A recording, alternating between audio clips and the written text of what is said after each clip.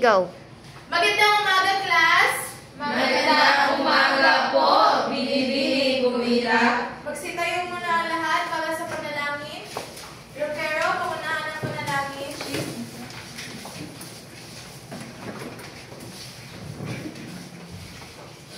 Tingin ko ang inyong mga ulo at kaya ng langit sa ngalan ng Ama, ng Anak, at Espiritu Santo. Panginoon, maraming salamat po sa araw na ito. Maraming salamat po sa lahat ng ginagawa niyo po para sa amin. At gabayan niyo po kami palagi, lalo na po sa aming pag-aaral. At naway ay matagumpayan ng pagpapaulat ang kanyang pag-ulat niyo. Yun lamang po ang maraming salamat.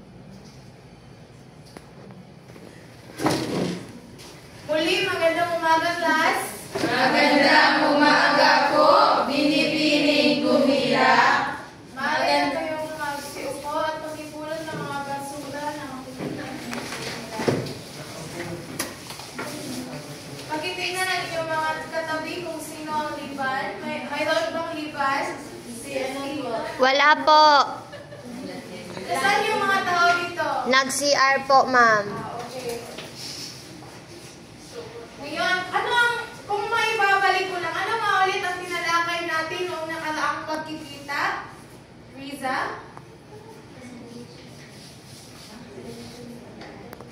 Ang tinalakay po natin noong nakaraang pagkikita ay tungkol sa direksyon sa entablado. Ayan, palakpakan natin si Riza. Ayan, ito ako siyang alala tungkol sa ang palakayan.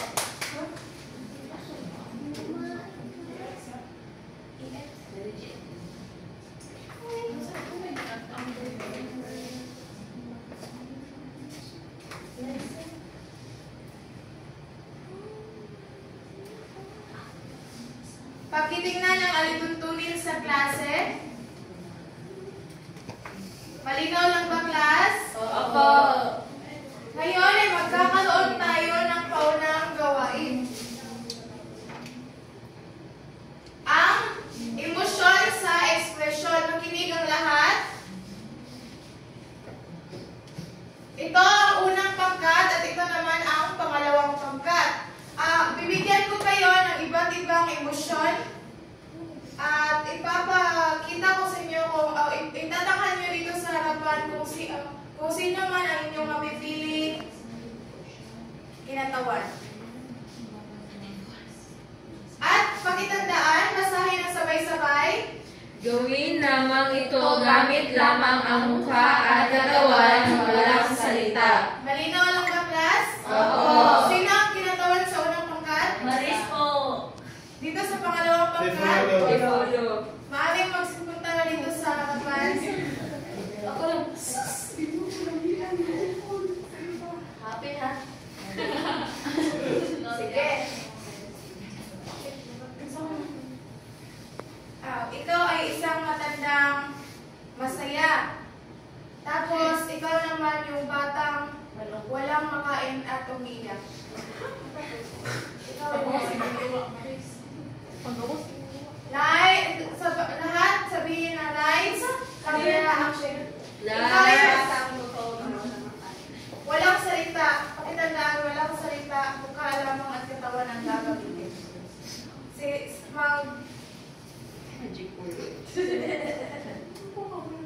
Ikaw ang mauna, Maurice. Yan.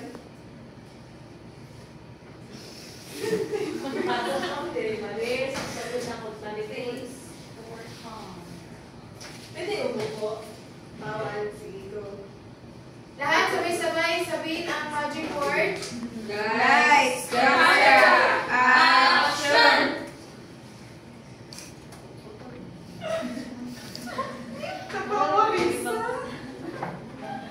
Ayan, palakpakan natin si Maurice. Ngayon naman ay ating tunghayan ang pagtatakal ng isang matandang malungkot. Masaya. Malungkot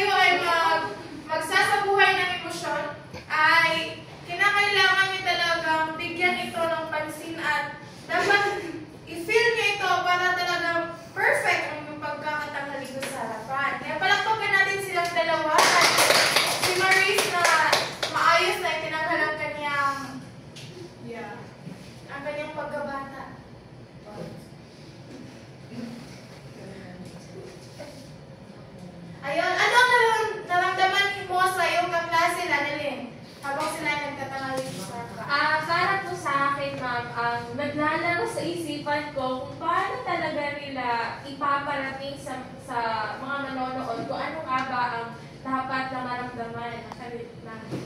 Maraming salamat, Lalilin. Tama nga si Lalilin. Juliana, ano mga nakita mong sinyales sa kanilang pagtatanghal dito sa harapan? So, ipinapakita po nila ito sa gamit ang kanilang emotion. Tama! Bigyan natin si Juliana ng masigabong palakpak. Ayan, bagay sa ginawa natin paunang gawin, ano kaya ang tatalakayin natin sa araw na ito? Emotion. Jessa? Sa tingnan ko po tungkol sa mga emosyon sa pagtatanghal. Tingnan natin kung tama nga ba si Jessa na ang tatalakayin natin ay tungkol sa emosyon sa pagtatanghal. Sa umagang ito ay tatalakayin natin ang mga teknik ng pagganap sa dula, pagpapahayag ng emosyon at pagbuo ng karakter. Pero bago yan ay bigyan muna natin ng pansin ang mga layunin sa ating talakayan. Basahin ang sabay-sabay. Natutukoy at Naliwanag ang iba't ibang teknik sa pagpapahayag ng emosyon at pagbuo ng Paalala lamang kung sino yung hindi nagpa-participate sa ating talakayan sa umagang ito ay mamarkahan ko ng lipan. Pakiulit. natutukoy at naipapaliwanag ang iba't ibang teknik sa pagpapahayag ng emosyon at pagbuo ng karakter sa dula.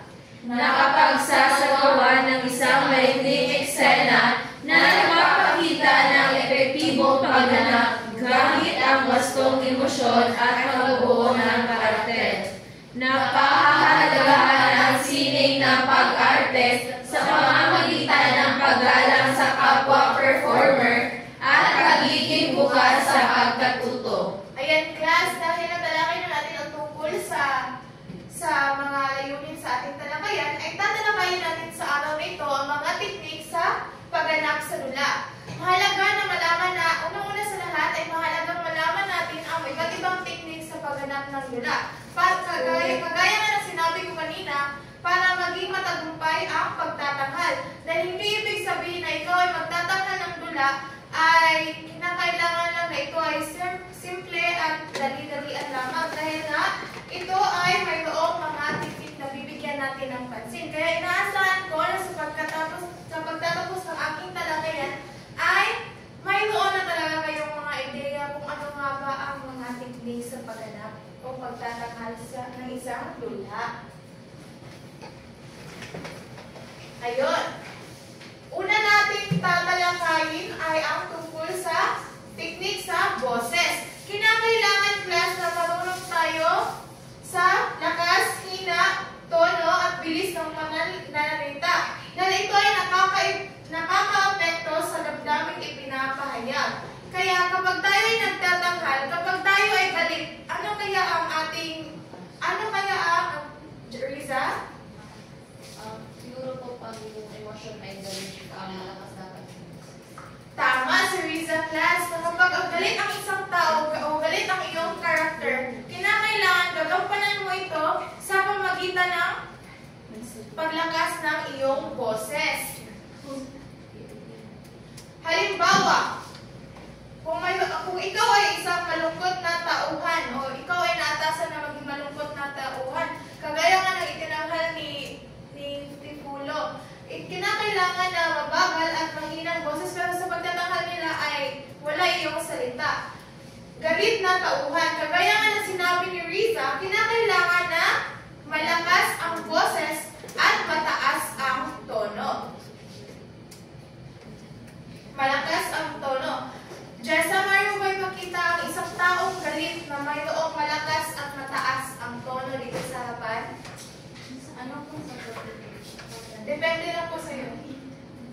Rika!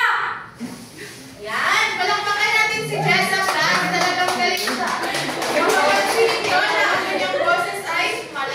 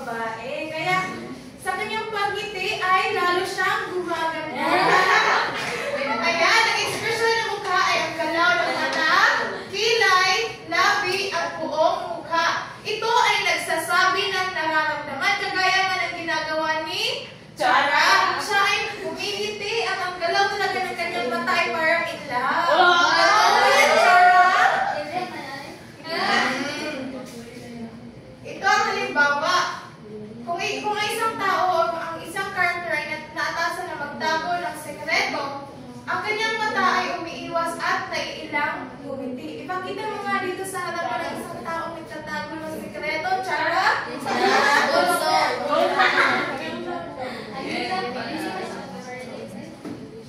Umiiwas ang mata. Kunwari si Jessa ang iyong tinataguan ng sikreto. Ipakita mo sa mga kaklase kung paano ito. Ayan, tama. Natin si Chara dahil napakagaling niya. Mayroon talaga yung pinabukasan baka sa susunod na ano ay makikita na natin siya sa TV. Ayan pa, ang pangatlong bigyan natin ng pansin sa pagpapahayag ng emosyon ay ang galaw ng katawan. Ito ay ang postura, kumpas ng kamay, at kilos ng buong katawan. Dahil ito ay sumasalamin sa damdamin. Kung ikaw ay masaya, ano kaya ang galaw ng iyong katawan? Ayan, mapalakpak kasi nga may iroong kanta na kung ikaw ay masaya, tumawa ka. Kung ikaw ay masaya, tumalakpak ka. Ayan, magaling ka. Kinakailangan talaga natin bigyang pansin ang galaw ng katawan. Tama ba, Angelica? O, ayan, para matamlay si Angelica. Kaya nakikita natin sa kanyang emosyon na siya ay masaya o may pagod. Yan. Halimbawa, takot ang isang tauhan. Nanginginig ang kamay, tiklop ang katawan, at nakatalikod. Paano kaya ito may papakita ni Angelica? Ang Punta dito sa harapan upang makita na yung mga kaklase. Nanginginig ang kamay, tiklop ang katawan, at nakatalikod. Kung wari ako ang iyong nakatalikod ka sa akin.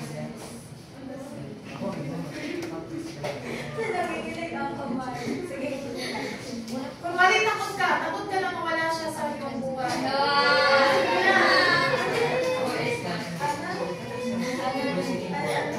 Ganyan po yung Ayan.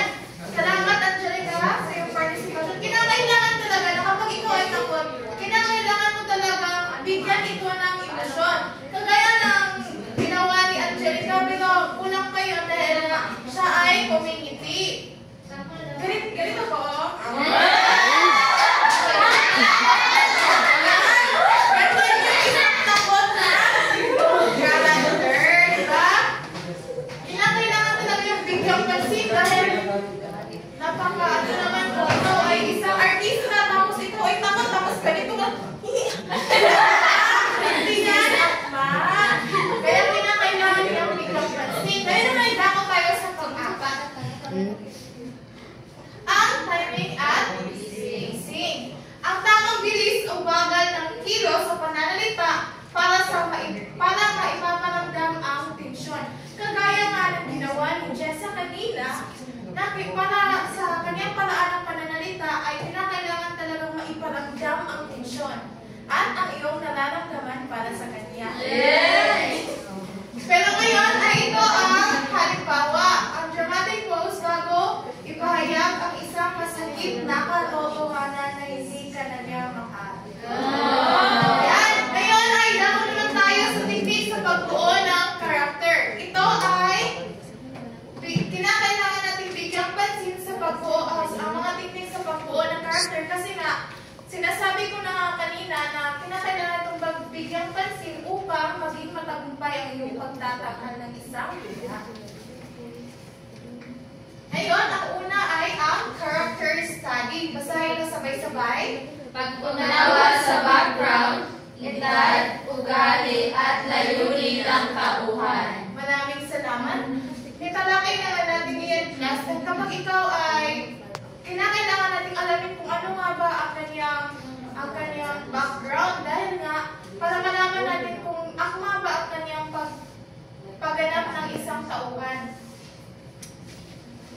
Halimbawa, kung ikaw ay gaganap bilang matandang babae, isipin kung ano ang mga pinagdaanan niya. Kagaya nga ng pinagawa ko kay Rosemary na siya ay isang matandang babae. Kanina ay pinatahal ko siya na isang palungkot na matanda dahil nga nawalan siya ng isang asawa o namatay ang kanyang asawa. Kinakailangan na si Rosemary bilang isang tauhan na gumanap ng isang karakter na iyan, ay kinakailangan na maging malungkot siya at dawin niya talaga ang mga pinagdaanan ng isang matanda. Ipagsawalang bahala niya muna ang kanyang pagiging masiyahing pagkababae. Ngayon ay dako tayo sa pangalawa, ang internalization. Ito ay damhin ang iniisip at nararamdaman ng karakter na parang sarili mong damdamin. Kapag ikaw ay nagtatanghal, kinakailangan talaga na parang ikaw talaga yung nasa posisyon ng isang karakter. Kasi nga, kapag ikaw ay, kunwari, ikaw halimbawa, ikaw ay isang malungkot na tauhan tapos hindi mo din naman ang kanyang posisyon. Ikaw ay, kunwari, ikaw malungkot tapos ganun ka, biglang nagtatawaan mo yan, parang baliw. Diba? Ngayon ay, ito ang halimbawa, sa eksenang nawala ng anak, hindi lang umiyak, kundi iniisip mong ikaw mismo ang nawalan. Kagaya nga na sinabi ko ng mga nauna na kinakailangan talaga na isipin mo na ikaw yung tauhang gumanap. Kung ikaw ang tauhang gumanap ng isang karakter na yan, isipin mo na ikaw ay nasa posisyon ng kanyang mga pinagdaraanan. Ngayon ay ang pangatlo naman ang physical transformation. Ano po yung physical transformation class? Pagbabago sa galaw, postura at boses upang ipakita ang karakter. Ayan. Bigyan pansin natin ang halimbawa. Halimbawa, isang 80 anyos na lalaki. Siya ay bagal ang lakad, paos ang boses, kupa ang tindig.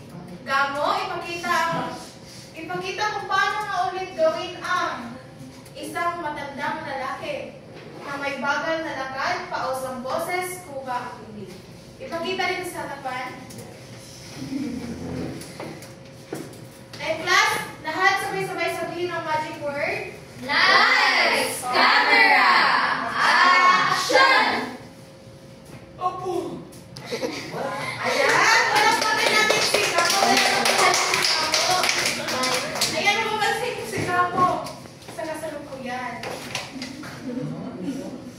Ngayon, itakot tayo sa improvisation. Ito ay magsasanay sa agarang pagganap kahit walang script. Gamit ang personalidad ng character. Ano kayang ibig sabihin nito? Ano na yun?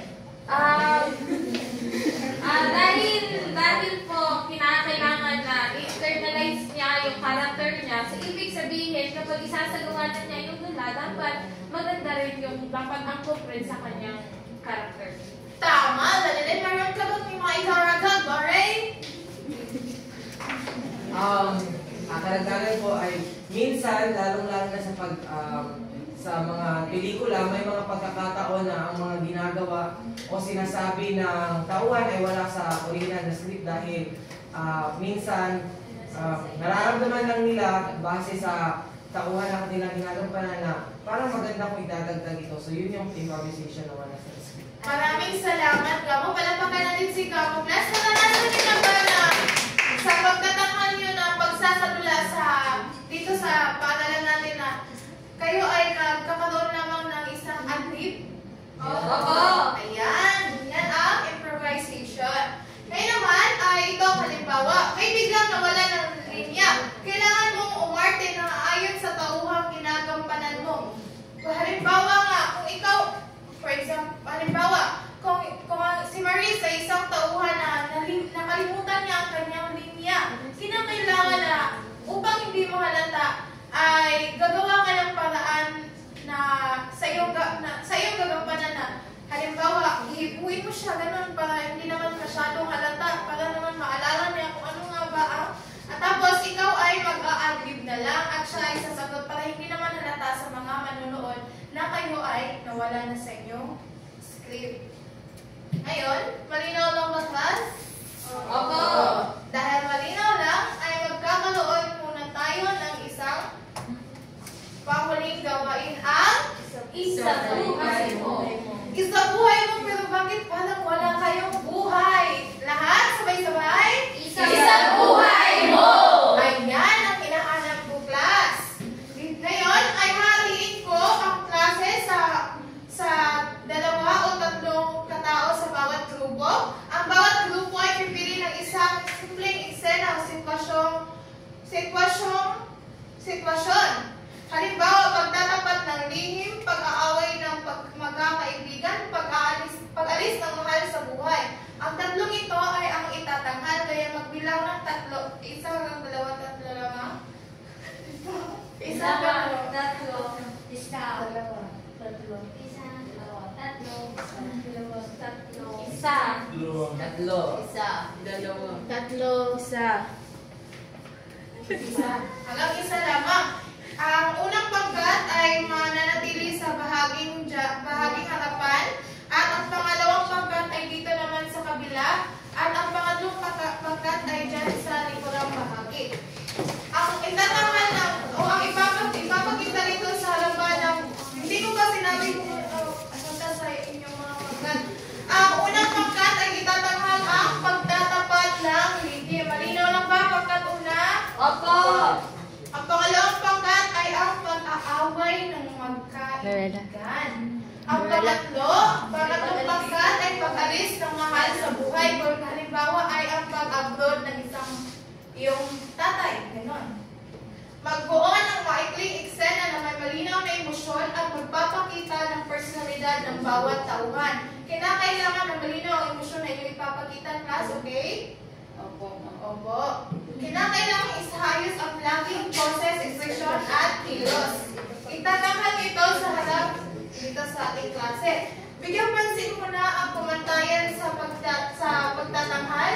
Unang-una sa lahat ay ang pagpapahayag ng emosyon, 30 bahagdan, pagbuo at pagganap sa karakter, 30 bahagdan, kaayusan ng pagganap, blocking, galaw, at ang poses, 20 bahagdan, kooperasyon at pagkamalikhain, 20 bahagdan, at kabuuan ay 100 bahagdan.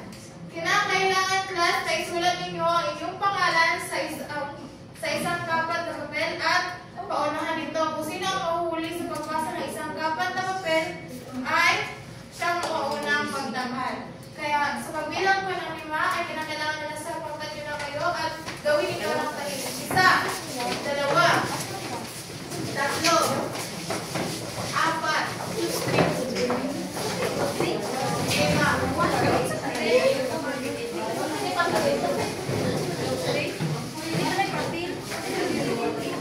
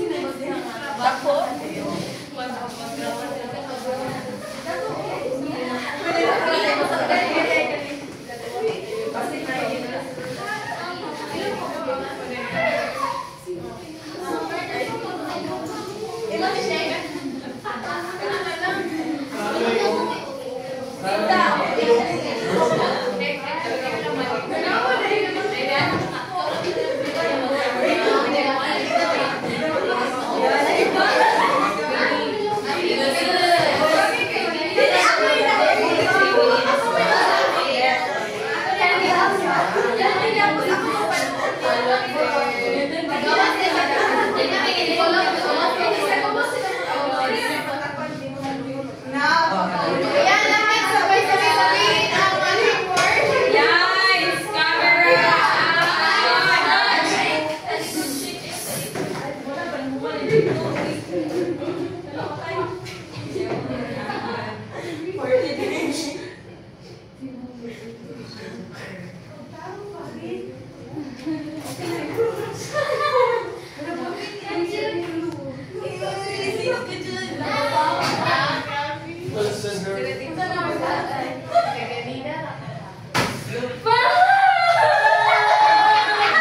Hindi mo yun tinagwa!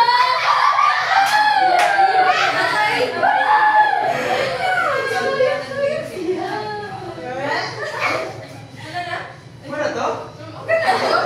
Ayan, palakpakan natin palakpakan natin ang pangatlong pangkantas. Ayan, ay kumayan natin ang pagtatanggal na pagtatanggal. Unang pangkat. Sabay-sabay sabihin ang magic word. Action!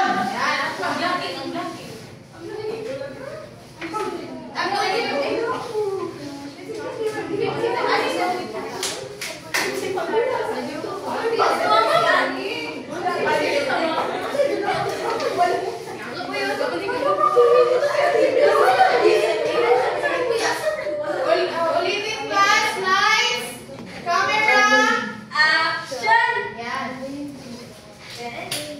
Uy, sorry naman ako! Bakit wala ako? Ay, sige sila. Mami! Parang dito na yung panahon na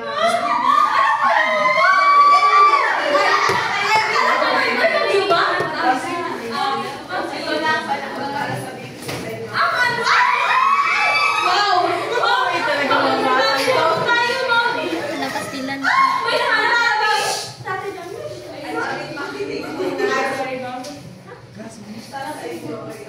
Na!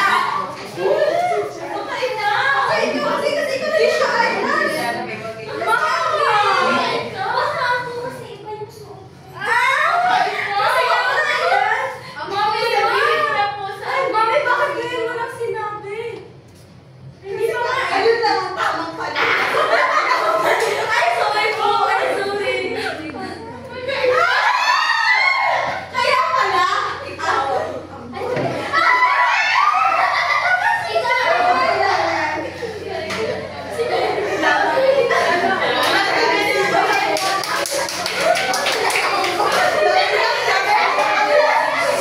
Magsitahimik muna ang lahat at ating tunghayan ang sulaming pangkat, ang pangalawang pangkat.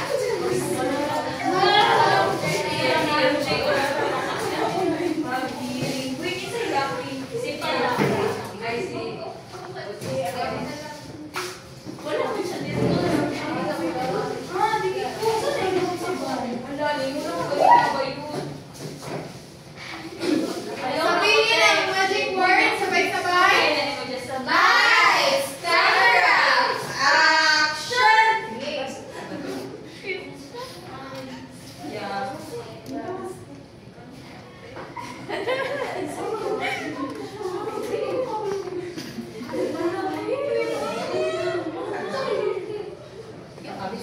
Balik sa guys, balik sa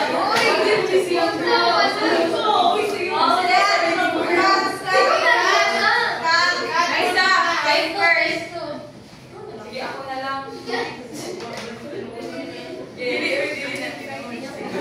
Lights, Camera! Action! Nabasa mo na ba ito?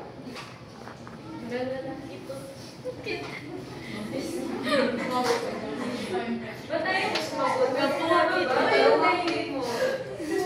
May iniisip ka nga po. Wala rin may iniisip. Si Jessa! Ako? Bakit ako? Kapatid mo nga ako. Kilala din mo yung boyfriend mo. Ako naman lalandi ng Huwag kang magsinungaling. Nakita ko kayo sa lodging house. Hindi kami yun.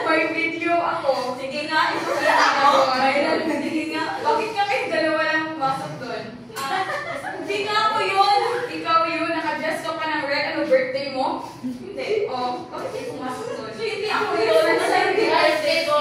Alam mo, yung mga kabit na yun, sabi mo, kakapal ang mukha. Siyempre, hindi naman. Ito yung pag-aari ko na. Sayo na yan. Kainin yan. Ano na yan?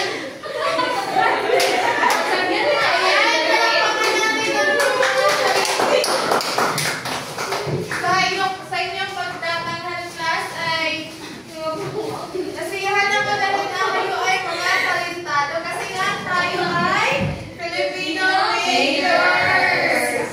Ayan, ang nakuha ng pangatlong pangkat ay 75 bahagdan at ang unang pangkat ay 76 na bahagdan at ang pangalawang pangkat ay 78 bahagdan. Nais ko lang sabihin class na maganda ang inyong pagkakatanghal dito sa harapan dahil na pinapakita niyo ang emosyon. Pero may ilan pa sa mga tauhan na kinakailangan pa ng practice dahil na sila ay tumatawa at hindi nila mapigilan ang kanilang emosyon dahil sila ay nadidistract. Pero bago ang iyan, makikita niyo talaga na ang pagganap o ang mga pagpapakita ng isang emosyon ng isang karakter ay mahalaga. Sang-ayon ka ba na mahalaga ang pagpapakita ng emosyon ng isang karakter, Perwela, at bakit? Sang-ayon po ako na kinakailangan na sa pagtatanghal ay mayroong emosyon ng sa ganoon ay yung mga manonood ay talagang mararamdaman nila kung ano yung emosyon na nais mo iparating. Maraming salamat.